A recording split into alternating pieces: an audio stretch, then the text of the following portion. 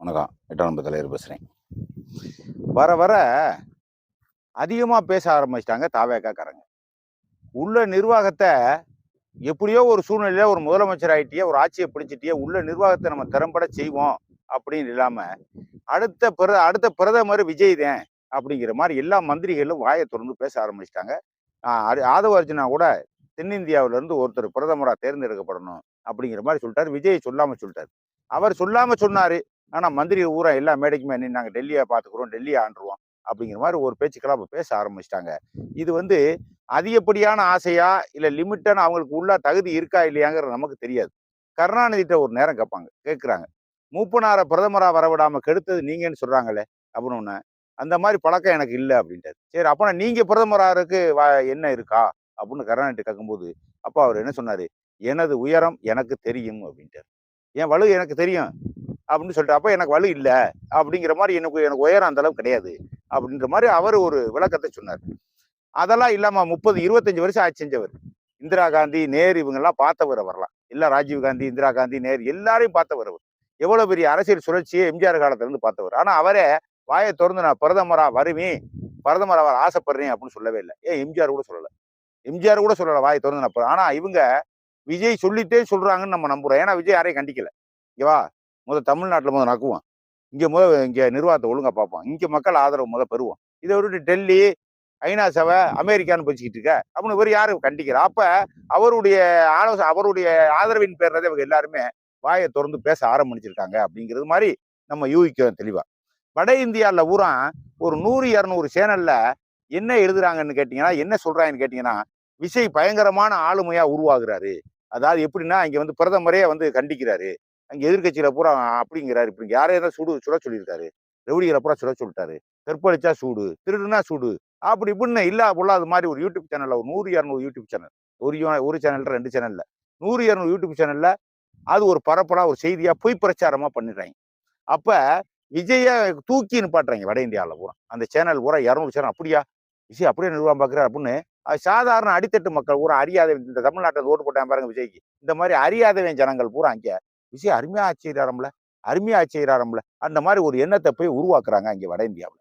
அப்ப கடைசியில இப்ப இதெல்லாம் பொய் பிரச்சாரம் யாரு காசு கொடுத்தாங்க தாவேக்காரன் காசு கொடுத்து பேச சொல்லியிருக்கணும். நான் சும்மா எல்லாம் பேச மாட்டாங்க. கொளுத்து போயாத்துறேன் எல்லாரையும் போல்துட்டு போறே வரேன் இல்லாத பொல்லாத பேசினா போடலாம். இல்லாத ஒரு செயலை பேசினா எப்படி? ஆக மொத்தத்துல இவங்கதான் காசு கொடுத்து கிளப்பி விடுறாங்க அப்படிங்கிற மாதிரி நம்ம நல்லா இதுவும் ஒரு தெளிவா தெரியுது. இன்னொரு விஷயம், காங்கிரஸுக்கும் இப்ப விஜய்க்கும் அண்டர்ஸ்டாண்டிங் கிடையாது. போச்சு என்ன காரணம்? கீச்சுனா எதுக்கு எடுத்தாலும் பிரதமர் வேட்பாளர். ஏன்னா பிரதமர் வேட்பாளர் ராகுல் காந்தி இருக்காரு. ராகுல் காந்தி தமிழ்நாடு முதலமைச்சர் ராகுல் காந்தின்னு சொன்னா விஜய் ஒத்துக்குருவாரா? ஸ்டாலின் ஒத்துக்குருவாரா?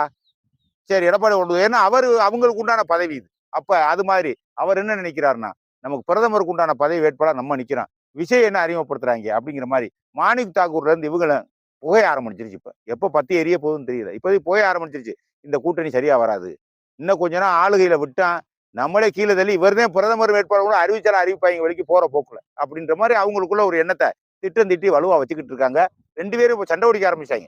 யாரு? காங்கிரஸ்காரனும் விஜய் பார்ட்டியும் சண்டை பிடிக்க ஆரம்பிச்சாங்க. நீ எப்படி பிரதமர்னு சொல்லலாம் அப்படி நம்ம வெளியே வேற மாதிரி பேசிட்டு வெளியே உள்ள சண்டை பிடிக்க ஆரம்பிச்சிட்டாங்க 2 பேருமே. நான் தான் பிரதமர், நீ இங்க தமிழ்நாட்டுல ஒழுங்காச்சு 3 மாதம் தானே ஆகுது, அதுக்குள்ள எவ்வளவுயா கெட்டவர் வாங்குறது ஆச்சு?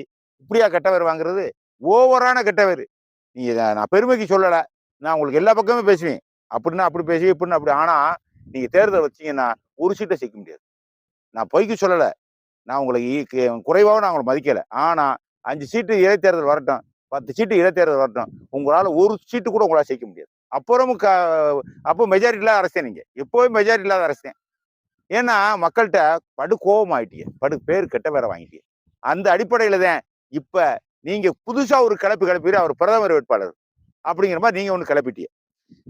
விஜய்க்கு காங்கிரஸ்காரங்களுக்கு நான் ஒண்ணு சொல்றேன், விஜய் உங்களோட கூட்டணி வைக்க போறது கிடையாது. பாராளுமன்ற தேர்தல் வச்சாலும் பாத்துக்குங்க. விஜய் காங்கிரஸ்காரன் தான் சரி, விஜய்க்கே என் கருத்தை எடுத்துக்கிட்டாலும் சரி, விஜய் காங்கிரஸோட கூட்டணி வைக்க போறது கிடையாது. அவர் தான் பிரதமர், ராகுல் காந்தி தான் பிரதமர் சொல்லி ஓட்டு கேட்க மாட்டார். விஜயே பிரதமர் அப்படிதான் ஓட்டு கேட்பாரு. அதுக்கு நீங்க ஒத்துக்கிற மாட்டீங்க. இல்ல அதெல்லாம் ஒத்துக்கிற முடியாது அப்படிங்க. அப்ப விஜய் யாரோட சேருவாரு? கரப்பாம்பூச்சிக்காரங்க அவரோட சேர போறாங்க. கரப்பாம்பூச்சிக்காரங்க விஜயை சேர போறாங்கப்பா. 3வது அணியா விஜய தலைமை ஏற்று திருப்பி பாரதிய ஜனதாக்காரன் ஆட்சியை பிடிக்க போறானே, அதே நடக்க போகுது இப்ப. அவர் செல்வாக்கு இருக்கா இல்லையாங்க நமக்கு தெரியல. கரப்பாம்பூச்சிக்காரன் விஜயோட கோர்த்து விட்டுட்டா ஆக மொத்தத்துல ஆட்டோமேட்டிக்கா 3 அணி வந்துடும் டெல்லியில. காங்கிரஸ் ஒரு அணி, பாரதிய ஜனதா ஒண்ணு அணி, விஜய் செட்டு, கரப்பாம்பூச்சி செட்டு, இந்த மாதிரி ஒரு அணி. அதே போல கெஜ்ரிவால் கூட சேர்த்து விட்ட வேண்டியது. 3 அணி வலுவான அணி. 3 அணி எப்ப வருதோ அப்போ பூராமே ஆட்டோமேட்டிக்கா ஆளுங்க ஜெயிச்சிடும். ஏன்னா மத்திய சர்க்கார்ட்ட எதிர்ப்பே கிடையாது. ஆட்சியில எதிர்ப்பே கிடையாதுப்பா. 15 வருஷம் ஆச்சு, 13 வருஷம் ஆச்சு நரேந்திர மோடி வந்து, இன்னும் எதிர்ப்பே வரல. மக்கள் மத்தியில நரேந்திர மோடி சரியில்லைன்னு எந்த ஆதங்கமே யாருமே படல. ஆனா 3 மாதத்துல நீங்க விஜய் சரியில்லை, விஜய் சரியில்லை, விஜய் சரியில்லைன்னு சொல்லிட்டு சந்து முந்தெல்லாம் பேச ஆரம்பிச்சிட்டேன். நேற்று ஒரு பொம்பளை ஆள் சொல்லுது, மிளகா பொடி அரைக்கணும்னா 20 நாளைக்குள்ள 1000 தேவைப்படுறான். முன்னாடி 20 நாளைக்கு முன்னாடி 500 ரூபா இருந்தா மிளகா பொடி அரைச்சிடா ஒரு குடும்பத்துக்கு.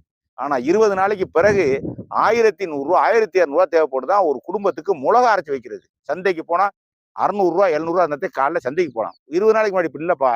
இப்பதான்ப்பா ஓவர் டைட்டா இருக்கு. உளுந்த பருப்பு 30 ரூபா ஆயிடுச்சுங்கிறேன். உங்களை பிரதமரா போட்டாங்க என்ன பண்றது? கழுதையை போட்டு மேய்க்கிறதா? இங்க வாழை அந்துவி கிடக்கு. சீனி 100 ரூபாயாம். 80 ரூபா சீனி, 100 ரூபா போப்பதான். இதுக்கு என்ன பண்றது? இது சில விஷயங்கள் உங்க மேல உங்களுக்கு அப்பாற்பட்ட விஷயமா இருந்தாலும் கையில காசு இருந்தா நீங்க என்ன செய்யணும்? டக்குன்னு மானிய விலையில குடியாங்கணும். கையில காசு வேணும்ல. ஏதாவது ஒரு பொருள் உலகத்துல கூடும் குறையும், உற்பத்தி குறையும் கூடும், அது வேற. குறைஞ்ச பொருளுக்கு கூடுன பொருளுக்கு நீங்க என்ன செய்யணும்? மக்கள் வாங்க தவிக்கிறாங்க. இந்த சீனி 80 ரூபா விற்கிறியா? 60 ரூபாய்க்கு விற்கணும், 50 ரூபாய்க்கு விற்கணும். 30 ரூபாய மாநில கவர்மெண்ட் உனக்கு மானியமா கொடுக்கணும், மானியமா குடியா? என்ன காரணம் உனா கொடுக்க முடியாது, செயல் குறைஞ்சு வச்சு உனக்கு. எல்லாத்தையும் ஏற்கனவே இருக்கக்கூடிய இலவசத்தையே திக்கு முக்காடி போய் கிடக்கு, கடனை வாங்கி நிர்வாகம் நடத்திக்கிட்டு இருக்கீங்க. இதுல சீனிக்கு 30 ரூபா கொடுக்க முடியுமா? உளுந்தம் பருப்பு 30 ரூபா கொடுக்க முடியுமா? சரி, மிளகாப்பொடி சாமானுக்கு ஒரு 100, 200 ரூபா கொடுக்க முடியுமா? கொடுக்க முடியாது. ஆக மொத்தத்துல விலைவாசி விண்ண முட்டி வாங்குறேன் பையில கூட உழைக்கிறேன் பையில கூட 5 பைசா இருக்க மாட்டேங்குது. பூரா எல்லாம் ஓடி பறந்துருது, காத்தா பறக்குது வேலை பார்க்குற ரூபா. கையில வாங்குறேன் 500, 600 ரூபா, வீட்டுக்கு வர்றதுக்குள்ள 700 ரூபா, 800 ரூபா, 1000 ரூபா செலவு நிக்குது. வீட்டுக்குள்ள ரூபாய் வரல. வேலை பார்க்க போனேன், வீட்டுக்குள்ள ரூபா வரலப்பா, அதுக்குள்ள செலவு 1000 ரூபா நிக்குதப்பா. அப்ப என்ன அர்த்தம்? இது கூட எவ்வளவு நாளா? 30 நாளுக்குள்ள நடந்திருக்கு இந்த மாற்றம். போனா இன்னும் கொஞ்ச நாள் விட்டா என்ன ஆகும்?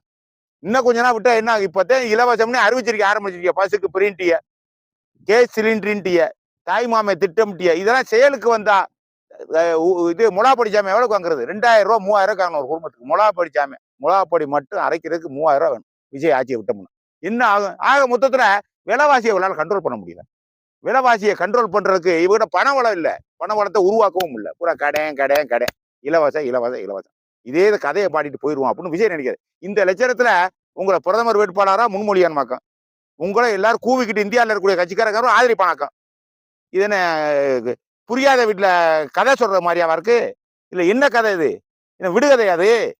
இல்ல விடுகதையாங்கிற இது என்னையா? அது எங்களுக்கு ஒன்னும் புரியல. ஏன் வட இந்தியாக்கார கிளப்பி காசுகளை கொடுத்து அப்படி பண்றாரு இப்படி பண்றாரு? இது சாத்தியப்படாது.